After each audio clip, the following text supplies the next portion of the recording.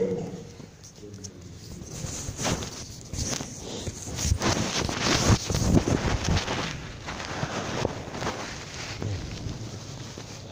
شریف پڑھنے اللہم صلی علی رسول اللہ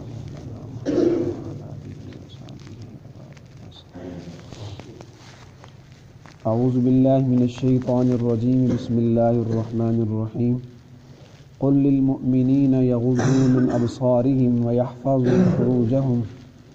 ذلک ازکی لهم ان اللہ خبیر بما یصنعون صدق اللہ العظیم۔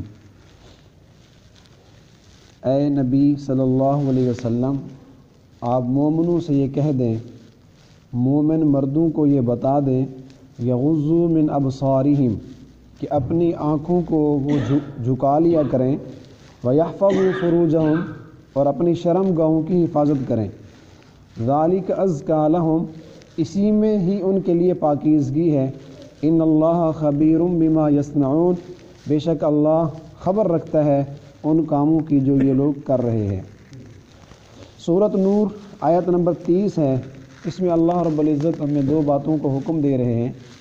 تو اللہ تعالیٰ نے اپنے نبی صلی اللہ علیہ وسلم کو فرمایا کہ اے محمد صلی اللہ علیہ وسلم، ان مومن مردوں کو کہہ دیں یغضوا من ابصارہم، ایسی جگہ جہاں نظر ڈالنے سے اللہ نے روک دی ہے وہاں اپنی نظر نہ ڈالا کریں، اپنی نظروں کو وہاں جھکا لیا کریں، ویحفظوا فروجہم، اور اپنی شرم گاہوں کی حفاظت کیا کریں،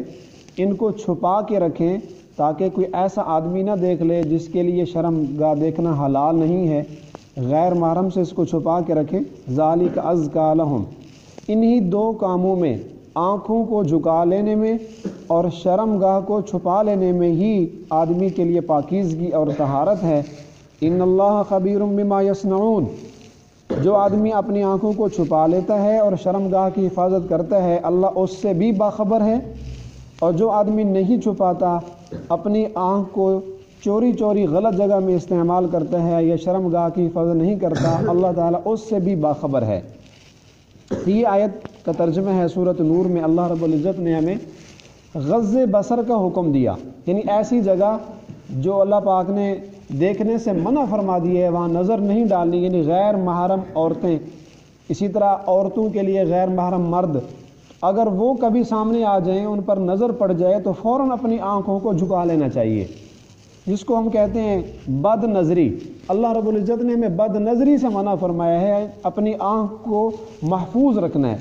یاد رکھیں یہ جو بد نظری کا حکم ہے یہ نص قطعی سے ثابت ہے، یعنی قرآن مجید کی آیت سے ثابت ہے۔ اللہ نے اس کے لیے باقاعدہ جبرائیل علیہ السلام کے ذریعے قرآن کی آیت بھیجی ہے کہ مومنوں کو کہو کہ اپنی آنکھوں کی حفاظت کیا کریں۔ تو اب اگر کوئی آدمی اپنی آنکھ کی حفاظت نہیں کرتا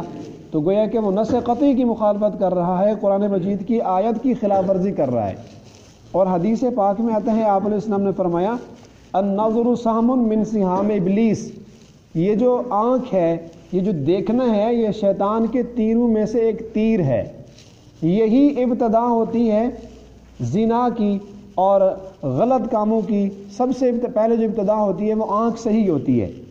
جریر بن عبداللہ رضی اللہ تعالیٰ عنہ کہتے ہیں، میں نے سألت النبی صلی اللہ علیہ وسلم عن نظر الفجا، کہ میں نے آپ علیہ السلام سے پوچھا کہ یا رسول اللہ اگر اچانک نظر پڑ جائے تو اس کا کیا حکم ہے؟ تو فَأَمَرَنِي أَنْ أَصْرِفَ بَصَرِي، تو آپ نے مجھے فرمایا کہ فوراً اپنی آنکھ کو پھیر لیا کرو۔ حضرت علی رضی اللہ تعالیٰ عنہ فرماتے ہیں کہ مجھے آپ علیہ السلام نے نصیحت فرمائی، قال یا علی لا تتبع النظرة النظرة،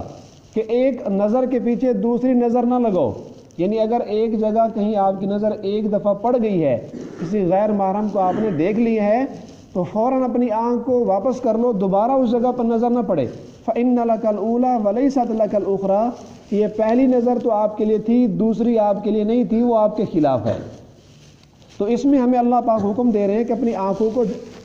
کیا کریں، غض بصر کر لیا کریں، جھکا لیا کریں، کسی غلط جگہ پر اگر پڑ گئی ہے تو فوراً اپنی آنکھ واپس کریں اور اس پر استغفار کریں اور دوبارہ اس کو دیکھنے کی کوشش نہیں کرنی۔